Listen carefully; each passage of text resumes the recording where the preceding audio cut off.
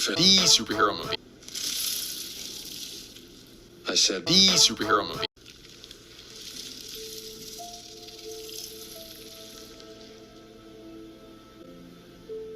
Perfection. What's up, YouTube? JM Comics here. And as you all know, and we can all pretty much agree on, Morbius is a movie. That cannot be disputed. Morbius is... It's a movie. Like, what can I say? It's a great movie. It's like...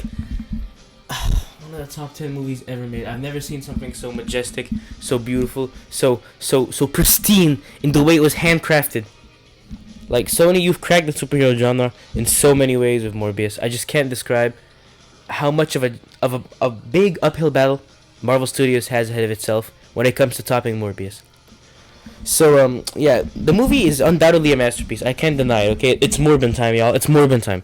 But one thing I have to say is the villains in the movie, or the villain in the movie, was not exactly the best. I mean, how dare I disrespect this amazing movie that came out to amazing critical acclaim and box office success. But in all honesty, I really do feel like the villain felt kind of underdeveloped, undercooked. You know, the movie itself, not undercooked. The movie itself, perfect. But the villain has some problems, okay? Matt Smith's character, Milo, or Lucian, whatever his name was, he had a few problems, okay? And I feel like if those were ironed out, this movie would probably have made us all bleed to death from our eyes, because of just how beautiful it was. But yeah, I'm going to discuss today why the villain was kind of bad, and, well, not really why the villain was bad, but more like what Sony should have done instead of Milo as the villain. So, yeah. Or how Sony could have fixed Milo as a villain.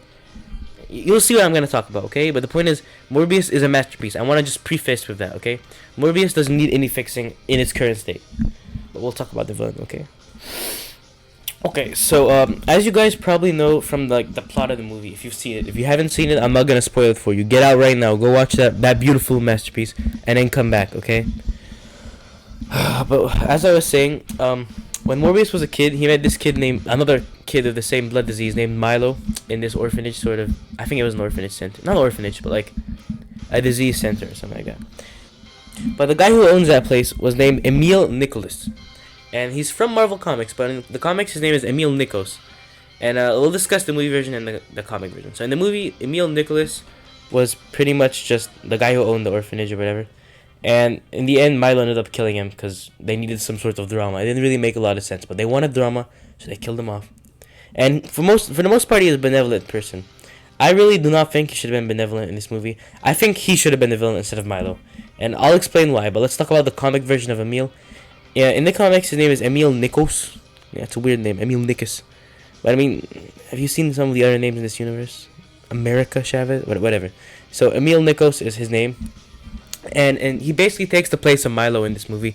He was Morbius' best friend when they were both growing up in, like, I don't know what it's called. I keep saying orphanage. But it's not an orphanage, you know what I'm talking about. So they were pretty much both together, you know, being raised. And when Morbius ended up injecting himself with the vampire serum, he ended up killing him.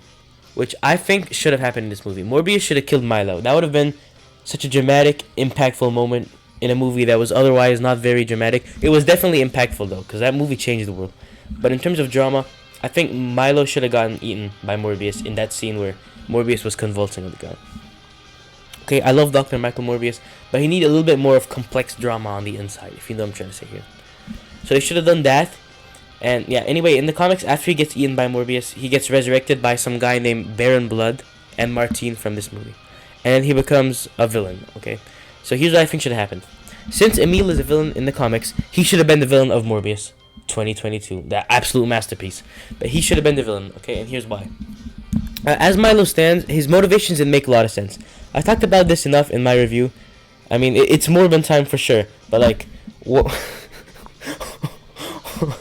but why does Milos have an entire dance scene to himself? It was the best part of the movie, I will admit. That part made the movie stand out.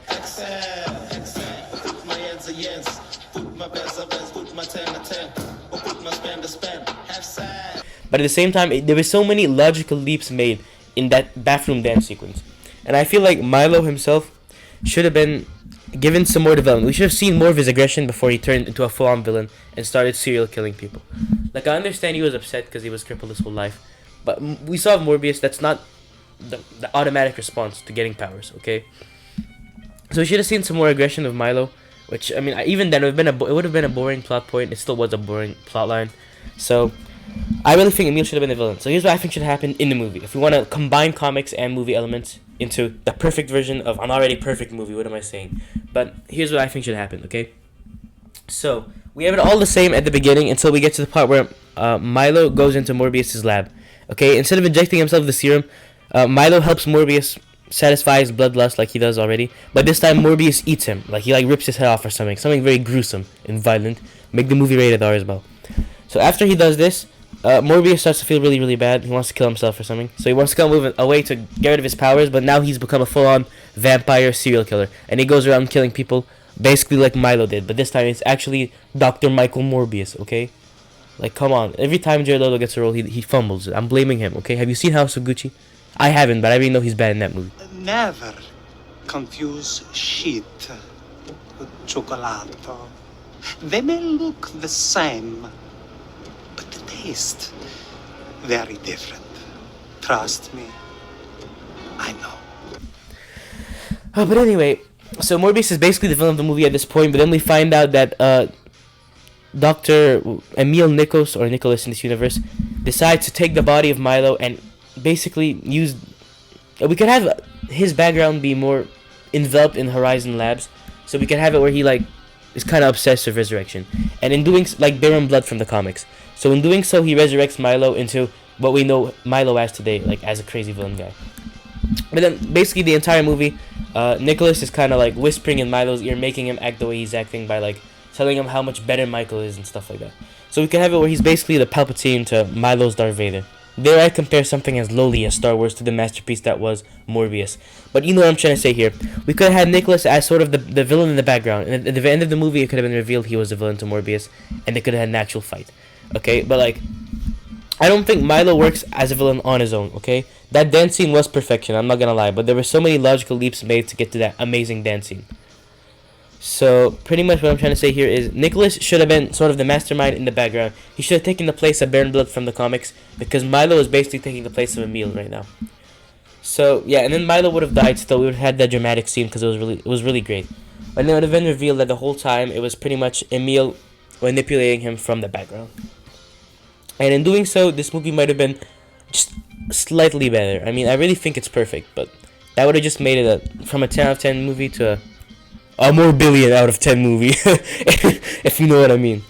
So with that out of the way, remember to like, subscribe, and comment down below, and keep morbing my fellow Morbius fans. Side note, I also feel like the movie felt kind of rushed, just slightly rushed for a masterpiece. But that might be due to the fact that Emil was originally intended to be the villain of the movie, as he was in the comics, which is why they used that character. But in the end, they decided to go with a more streamlined, generic movie plot. And they basically robbed themselves of more $1 billion. But you know what I'm trying to say here. It feels like Emil was always the goal when it came to the villain of this movie. But they just ended up changing it last minute. So if you feel the same way, comment that down below. And always remember, it's Morbin time.